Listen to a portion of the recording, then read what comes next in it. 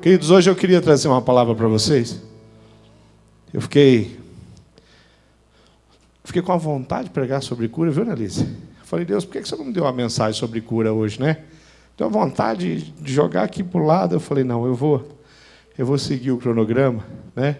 Sou muito limitado. Eu me preparo. Se eu venho sempre preparado, aí vai ser difícil para vocês, né? Mas eu vou trazer uma mensagem, uma meditação, que tem muito a ver com a gente, com o nosso jeito de ser. A Bíblia, ela diz, Paulo em especial, ele falou alguma coisa muito interessante. Ele falou que o mal que ele não gostaria de fazer, ele tem facilidade para fazer.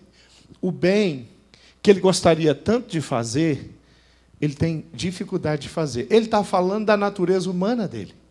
Paulo está falando de uma natureza que ela está sempre em conflito, ela está sempre em luta. O espírito, ele vai lutar contra a carne, e a carne vai lutar contra o espírito. E a Bíblia diz que a nossa luta maior não é contra a carne ou sangue, mas contra o inimigo das nossas almas, contra Satanás, contra o diabo, contra as hostes espirituais. Quando nós pensamos na nossa humanidade, nós nunca vamos poder nos esquecer das nossas limitações. E hoje eu queria trabalhar um tema bem importante, que tem a ver com isso que Paulo fala, da facilidade, às vezes, que a gente tem de usar a nossa boca e usar a nossa língua não para abençoar, mas para amaldiçoar. Quando nós pensamos na nossa cultura, quando nós começamos a analisar a nossa cultura, a América do Sul é mais forte. Isso existe, claro, em todos os continentes, mas a nossa cultura na América do Sul ela é muito forte, essa questão da maledicência. Essa questão de eu fazer comentários com relação ao irmão. E comentários que não abençoam, comentários, às vezes, que nem são tão verdade. Nós temos a capacidade de falar coisas que nós nem temos tanta convicção. Muitas vezes aquilo que nós falamos é fruto de uma percepção limitada que nós temos, e algumas vezes chega ao ponto de ser, de fato, comprovadamente, uma mentira aquilo que a gente comentou e aquilo que falou. Mas nós vivemos com isso. Quando nós lemos o livro de Tiago, no capítulo 4, se você quiser abrir a sua Bíblia, Tiago está bem no finalzinho da sua Bíblia, dos últimos livros aí da Bíblia Sagrada. Se você começar de trás para frente, você chega rápido em Tiago. Se você começar da frente, né, aí vai demorar, porque está lá no final, né?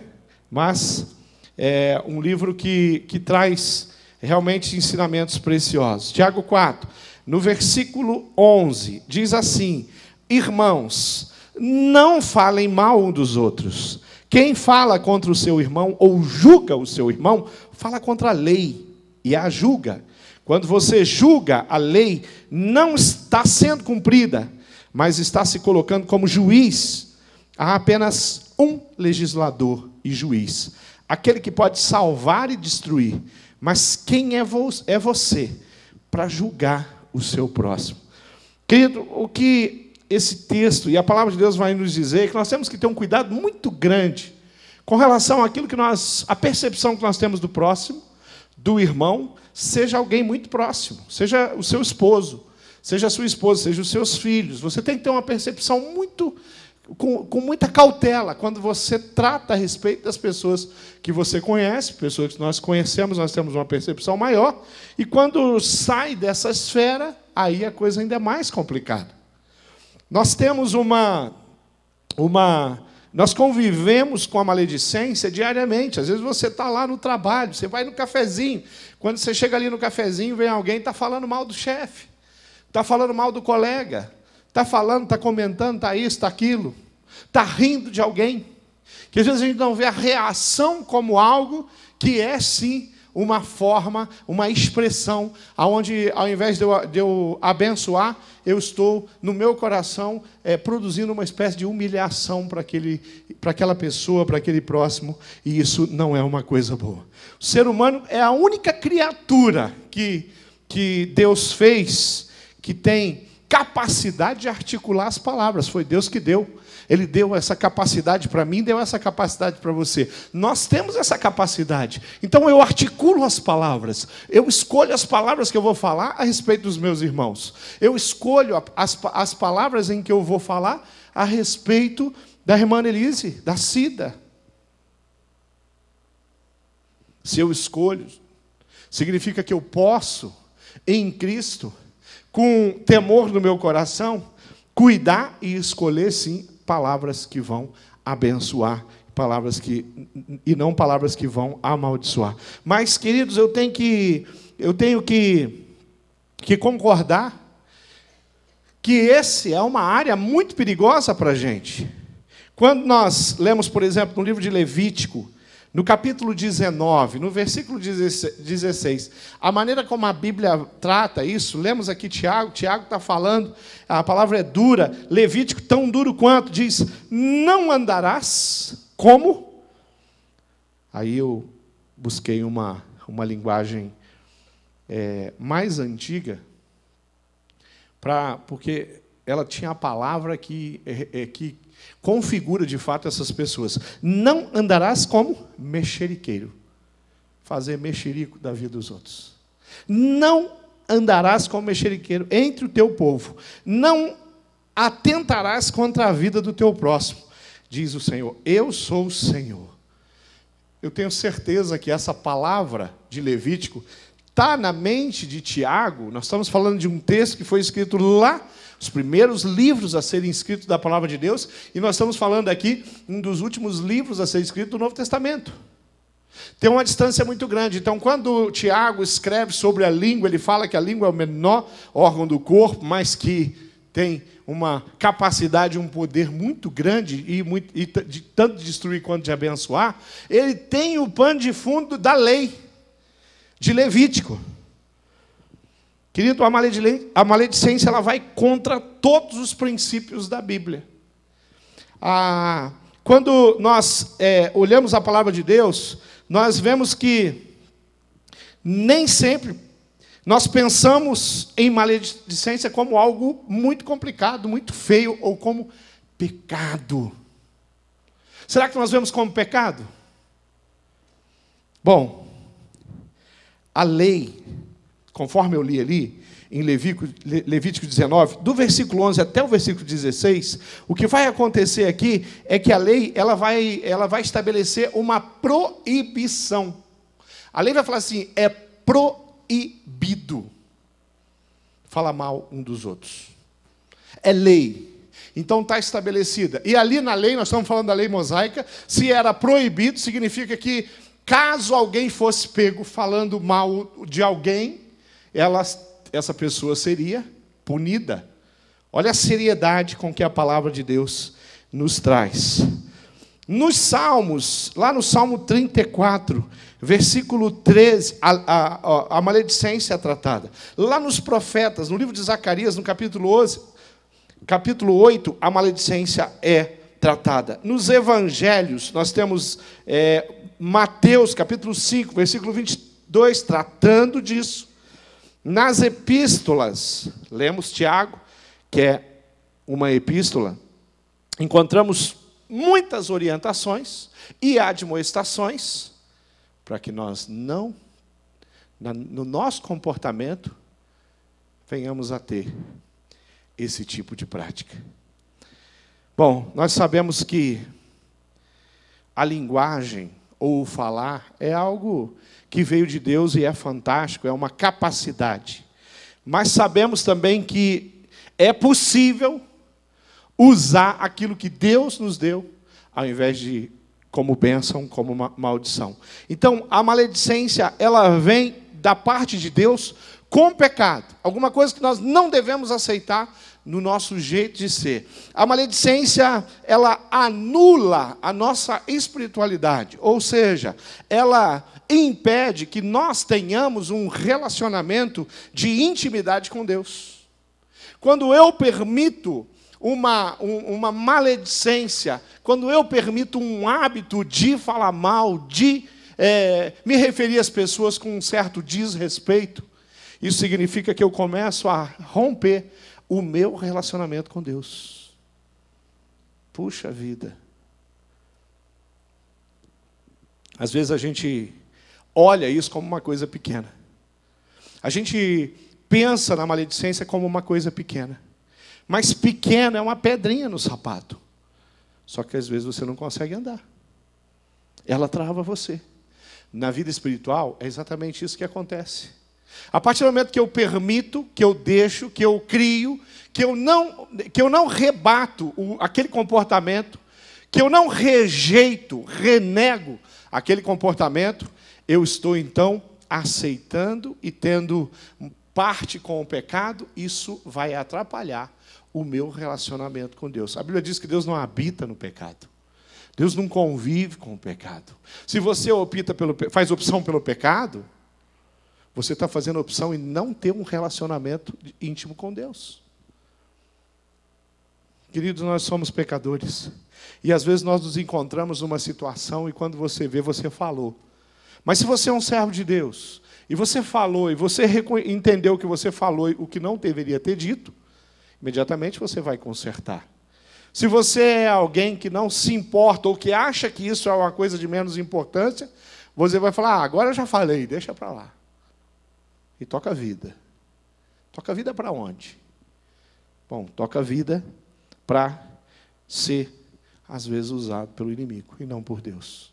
Toca a vida para ter um relacionamento com Deus de intimidade quebrado, porque eu faço opção no pecado. Ela anula, sim, a espiritualidade. A maledicência e a difamação de alguém é o falar mal, é o condenar a atitude das pessoas, mesmo que eu não tenha autoridade ou responsabilidade sobre aquilo.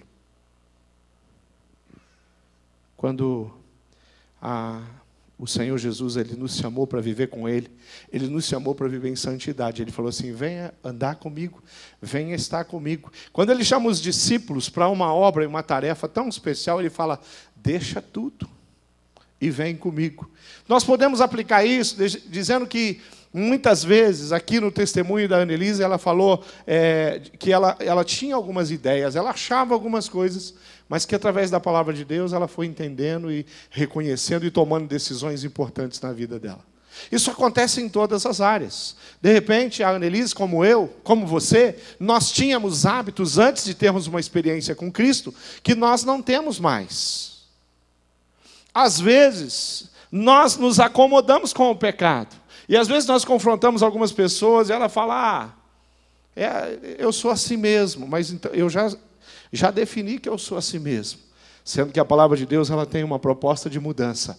A palavra de Deus ela diz assim, olha, vivo não mais eu, mas Cristo vive em mim. Isso é um esforço, é uma decisão diária.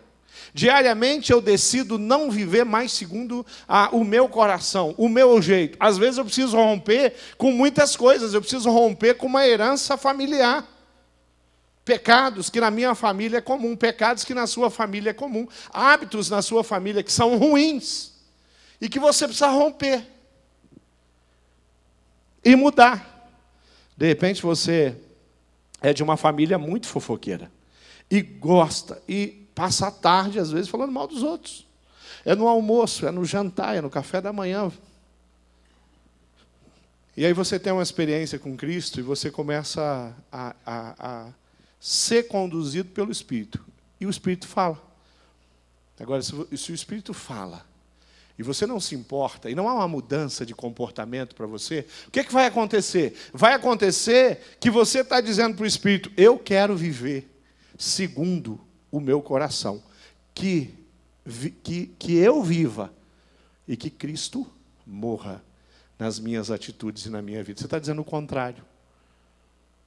O que a Bíblia está falando, olha, mas você precisa morrer. Cada dia, cada manhã você precisa morrer, para que Cristo possa realmente ser o teu referencial, o jeito de você viver. Então eu começo a ter cuidado da maneira como eu vivo, a ter cuidado da maneira como eu me relaciono, a ter cuidado da maneira como eu trato os outros, como eu me refiro aos outros. Algumas pessoas têm o hábito de não gostar. Eu não gosto daquela mulher, eu não gosto daquele homem, eu não gosto daquela família, eu não gosto daquele pastor, eu não gosto daquele músico ali, do ministrador, eu não gosto do... Mas por quê? a referência da palavra de Deus é a referência do amor. E que a palavra de Deus diz é que nós devemos amar, inclusive os nossos inimigos. Sabe aquela pessoa que te causou dano? Você precisa, em Cristo, aprender a amar. Querido, uma notícia boa, uma notícia que eu trago que é bíblica, que tem a ver com o poder de Jesus, esse poder de cura, de restauração, é que a maledicência tem cura. Que o Senhor já restaurou muita gente e continua restaurando. E se essa é uma dificuldade tua, da sua família, eu tenho certeza que Deus pode fazer uma obra linda e mudar esse jeito de ser. Embora Tiago mostre que a língua é mal, incontido, carregado de veneno mortífero, ele diz isso no capítulo 3, no versículo 8, nós cremos que a maledicência pode ser vencida a partir de uma decisão, a partir de uma atitude. E a partir do momento que eu começo a ter isso, eu começo a evitar. E eu começo a fugir. Então, se eu estou lá no trabalho e alguém vem e começa a falar desrespeitosamente, às vezes até arbitrariamente, às vezes até mentiras, porque dá para fazer maledicência até com a verdade. De repente eu faço comentários do irmão, do Lúcio, eu faço comentários do Josué, com todo mundo. E eu não estou falando mentira, o que eu falei é verdade, mas eu nunca conversei com o Lúcio sobre aquilo que eu estou falando com as pessoas. Eu nunca fui lá no Josué e falei, Josué, eu preciso te falar uma coisa. Tem algo que eu preciso conversar, eu preciso colocar. De repente, esse irmão não vai nem gostar se ele não tiver com o coração dele humilde, antenado e respeitando a minha autoridade sobre a vida dele como irmão. De repente, eu vou ter uma dificuldade. De vez em quando isso acontece. Isso acontece até com o pastor. O pastor vive conversando com as pessoas no gabinete, às vezes no corredor, vive exortando. A gente faz isso, faz parte. Né? A gente conversa, querido, você precisa mudar de atitude. Não dá para viver assim. Olha, você cometeu um erro. Olha, você vai ter que ir lá procurar o Duan e vai ter que pedir perdão para ele. É uma advertência, é uma admoestação. E, graças a Deus, a grande maioria das pessoas sai do gabinete com o propósito de ir lá resolver. Às vezes até no gabinete, pega o telefone, irmão. Mas, às vezes, vai para o lado das justificativas. E aí, a coisa fica estranha. Tem cura. A maneira como eu uso a tecnologia, por exemplo, hoje, quando a gente fala de maledicência, o Facebook e todas as redes de relacionamento estão cheias de maledicência. E, às vezes, mentiras. Mentiras. Nós falamos, nós criamos, ou então nós curtimos. Não, curtir não tem problema. O problema é escrever. Curtir foi até meio sem querer. Mas então vai lá descurtir. E a gente entender que pode ter um comportamento diferente. E não se assentar na roda dos escarnecedores. Um cristão não se assenta na roda dos escarnecedores. Tem uma rodinha ali? Estão falando mal do irmão? Eu não posso parar ou me sentar, como diz o Salmo 1, e entrar em acordo com os irmãos ali contra o meu irmão. Às vezes eu preciso ser até o profeta. Falar, irmão, vem cá, vamos lá. O que é isso? Que conversa tola essa? Aonde vocês estão querendo chegar? Queridos, os ambientes mais complexos com relação à maledicência, por incrível que pareça, é a nossa própria família. É dentro da nossa própria casa. Que às vezes a gente lida com situações tão mesquinhas, tão mentirosas, tão diabólicas às vezes. Porque a palavra, ela produz consequências quando ela é dita de forma incoerente. A verdade produz consequências, e as consequências são boas. Mas a maledicência, ela produz consequências e não são nada boas. Separações, às vezes, relacionamento quebrado, gente que não se para de se falar e passa anos sem se falar. Ou gente que tem aquele espírito que tem que tirar tudo a limpo. Ou gente que foi vítima da maledicência, não, mas foi. Aí ela se enche de justificativa para achar que agora ela pode sair por aí fazendo barraco. Porque falaram mal de mim e falaram uma mentira. Eu acho que quem falou mal de você precisa se retratar. Se essa pessoa não tem ainda o caráter dela trabalhado em Cristo, não corra atrás disso, querido. Tenta se proteger, mas não corra, porque talvez não valha a pena. Porque se uma pessoa tem um caráter de Cristo, ela vai reconhecer o erro dela. Ela vai reconhecer. Nós temos lidado com a verdade. Eu me lembro muito bem de uma experiência que, como igreja, quem estava num domingo de manhã, pastor Roberto tinha falado alguma coisa a respeito de um pessoal do som, alguma coisa, e ele não tinha algumas informações. E nós conversamos com o pastor Roberto. Falei, pastor, não foi bem isso que aconteceu. Mas como ele tinha dado um recado daqui, o pastor Roberto, com aquele jeitão dele, que para ele fazer isso é muito simples, ele voltou aqui e pediu perdão para os irmãos ali do som. No culto domingo de manhã, quase 1000 pessoas aqui. E quase 1000 pessoas viram o pastor Roberto começar o culto. Foi preciso tratar um negócio aqui. Agora, se não tem o caráter de Cristo, não reconhece. Muito difícil você ver uma pessoa como o pastor Roberto fazer uma coisa dessa. De repente falar alguma coisa e depois ter que se retratar. Ele é um homem polido, é cuidadoso com as palavras. Normalmente, a palavra dele é sempre de encorajamento. Mas como é que é comigo, no particular, às vezes que eu não tenho essa capacidade de chegar para o irmão? As consequências, queridos, que a maledicência produz, elas vão criar destruição, intrigas, inimizades, inveja, ira, fofoca, são desastrosas. Mas teve um dia que eu tomei uma decisão na minha vida, de viver segundo o Espírito, não segundo a carne.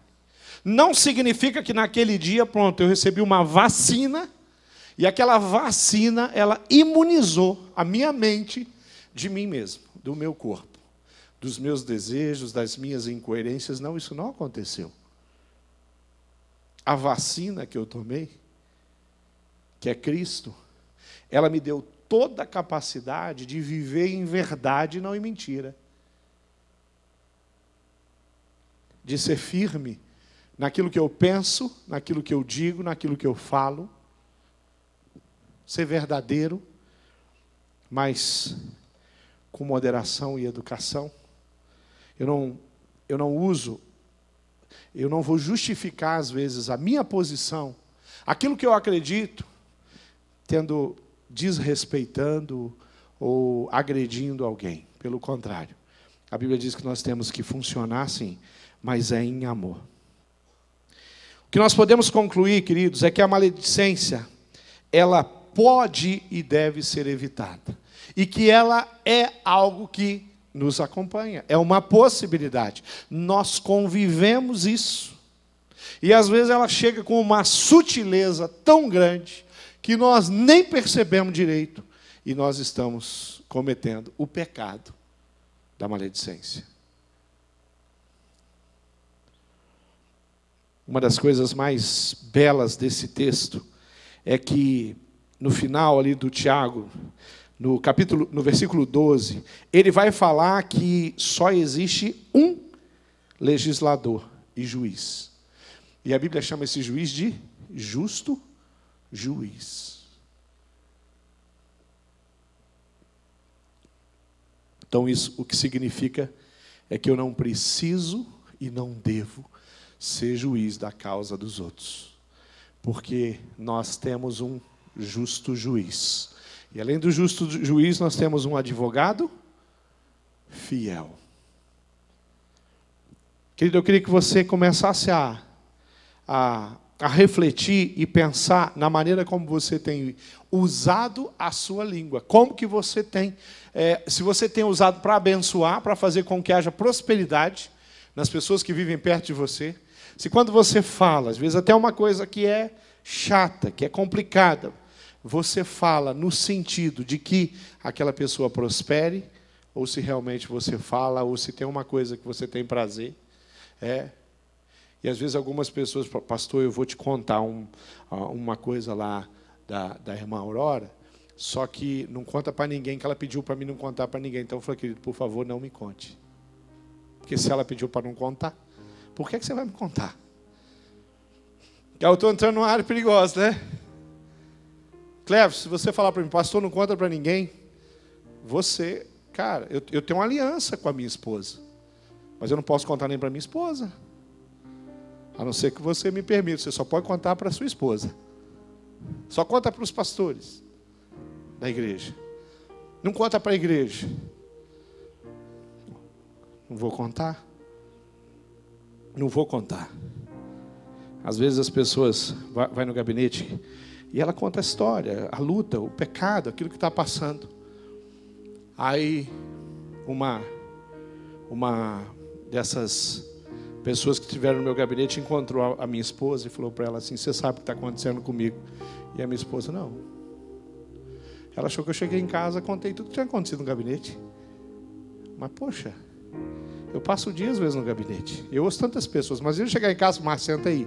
Quantas horas você tem? Que eu preciso te contar o gabinete hoje. Ou então ela chega para o outro pastor e fala, pastor Tunala conversou contigo, pastor Marcos? Ele vai dizer, sobre a minha vida, não. Você esteve lá no gabinete dele? Quando nós temos um compromisso com a palavra, com a verdade, com as pessoas, nós vamos viver assim. Então aquela informação que eu tenho, ela me serve para alguma coisa. Ela me serve para orar, para colocar diante de Deus aquela situação. E crer num Deus que pode mudar essa situação. Tem causas complicadas na nossa vida. Tem causas que são simples. Tem causas que chegam e ela passa uma temporada longa na nossa história, na nossa família. Tem causas que vêm e o vento leva, rapidinho, passou. Tem problemas que você tem há tantos anos, tem problemas que... Tem coisas que você não queria que ninguém soubesse. E aí você guarda dentro de você e de fato ninguém sabe a maneira como você está usando. Uma coisa eu posso garantir para você. Nós não temos o direito de usar a nossa língua para amaldiçoar ninguém. Muito menos para pecar. Nós temos que usar a nossa língua para abençoar. Nós não temos que usar a nossa língua para condenar ninguém. Nós temos que usar a nossa língua para clamar pelas misericórdias do Senhor. Nós não usamos a nossa língua para condenar o enfermo, por exemplo. Essa enfermidade aí, olha, essa aí não tem jeito, já era. Você está usando a sua língua para quê? Então você pega a mesma língua, né? E você fala, olha, deixa eu te dizer uma coisa. Eu sei que a enfermidade que você está passando é punk, né? Eu sei que a luta é muito grande. Mas eu sei também que tem um Deus que tem poder para curar e restaurar você. Eu sei que o que você está passando na sua casa e na sua vida, com a sua família, é uma coisa muito séria. Mas deixa eu te dizer uma coisa. Deixa eu te falar uma coisa. O Senhor Jesus tem poder para fazer infinitamente mais do que pedimos ou pensamos. Ao invés de usar minha língua para colocar todos os erros, os pecados que algumas pessoas têm cometidos, eu posso usar minha língua para ir lá e falar, querido, Deus tem uma proposta diferente para você. Uma proposta de vida, não de morte. Porque o pecado nos leva à morte, mas a palavra de Deus nos leva à vida. Então, querido, presta atenção. Consagre todos os órgãos do seu corpo para a glória do Senhor Jesus. Em especial a sua língua. O menor órgão que nós temos no corpo, como diz a Bíblia. Mas muito poderoso e uma capacidade muito grande de destruir. Mas nós tomamos uma decisão. Nós usamos a nossa boca para abençoar. Nós usamos a nossa língua para edificar. E é isso que nós vamos fazer enquanto Deus nos permitir vir. Vamos ficar em pé? Fica de pé onde você está, querido. Nós vamos orar e clamar, porque o Senhor Jesus é aquele que tem todo poder, toda misericórdia, toda graça, e Ele faz toda a diferença. Feche seus olhos aí. E eu queria desafiar você o seguinte: a sua família, a sua igreja tem sido edificada pelas palavras que saem da sua boca? Os seus pais, os seus filhos, os seus irmãos, os colegas de trabalho têm sido edificados pelas palavras que saem da sua boca? Aquelas pessoas que não são fáceis de se relacionar com elas, têm sido edificadas com as palavras que saem da sua boca?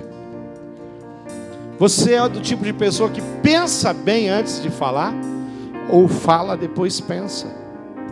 Porque se você é do tipo de pessoa que fala depois pensa, eu queria dizer para você que você precisa buscar o Senhor, restauração, e falar: Pai, me ajuda, porque eu não quero ser controlado pelo meu ímpeto, pela minha personalidade, mas eu quero ser controlado pelo Espírito Santo de Deus. Eu quero melhorar a minha comunicação. Você acha que as coisas que fala têm produzido nas pessoas uma aproximação com Cristo? Aquilo que você fala tem produzido nas pessoas o desejo de provar mais, conhecer melhor a Cristo? Você usa a sua boca para pregar a palavra, o Evangelho? Querido, se você precisa de restauração nessa área, fala assim: pastor, eu quero crescer, eu quero melhorar. Eu tenho uma herança familiar complicada, eu sou de uma família de fofoqueiro. Quem sabe ser daquelas famílias italianas que um se mete na vida dos outros, não consegue ter os limites, né? Lá dos alemães que já foram citados aqui, é um pouco menos. Os italianos são melhores nisso. Mas você fala: não me importa. Eu posso ser de uma família italiana, eu posso ser de uma família árabe, eu posso ser de uma família germânica, mas a minha cidadania é do céu, porque eu entreguei a minha vida ao Senhor Jesus. Vamos orar? Feche seus olhos, coloque a mão no seu coração e ore pela sua vida. Enquanto eu oro aqui, você ora aí, e você clama pelo Senhor na sua vida. Pai amado, eu sei que o Senhor é aquele que tem todo poder, e toda a capacidade de produzir o bem que nós temos vem do teu trono, vem do teu coração, vem da tua bondade. Nós nos colocamos sim como Paulo, nós declaramos sim como Paulo que muitas vezes nós praticamos aquilo que nós não desejamos, com muita facilidade fazemos aquilo que nós não queríamos, e às vezes, como seres humanos, temos dificuldade de fazer o bem, de produzir o bem. Da maneira como Paulo falou, nós também nos sentimos, mas nós reconhecemos o nosso pecado, a nossa limitação, e pedimos que o Senhor cele a nossa mente com a tua palavra, nos capacite, toque os nossos lábios com a tenaz que o Senhor tem, o Senhor produz, para que da nossa boca possa sair palavras de verdade, palavras de vida eterna, palavras de vitória, palavras de conquista, não de maldição. Que todas as vezes, Pai, que falamos ou exortamos, que sejamos usados pelo Espírito Santo de Deus. Não nos confunda, tire de nós todo orgulho, ou todo sentimento de superioridade que possa existir. Coloca no nosso coração os mesmos sentimentos que houve em Cristo Jesus. E o que nós queremos fazer é abençoar, com a nossa língua, com a nossa mente, com a nossa atitude. Tem misericórdia, Deus. Eu oro pelas famílias, eu oro pelos encontros familiares, eu oro pelas reuniões familiares, pelos almoços, jantares, o dia de feriado que passamos juntos como família. Que seja tempo de graça, onde o teu nome seja adorado através da nossa atitude. Oro pelos relacionamentos no trabalho, na empresa, Deus. Que nós possamos ser referencial de Deus mordomos de Cristo, reconhecidos como aqueles que vivem em justiça. Oro para que o Senhor nos dê condição de usarmos as nossas línguas, Pai, para encorajar o enfraquecido, todos aqueles desacreditados. Nós podemos levar a palavra de esperança.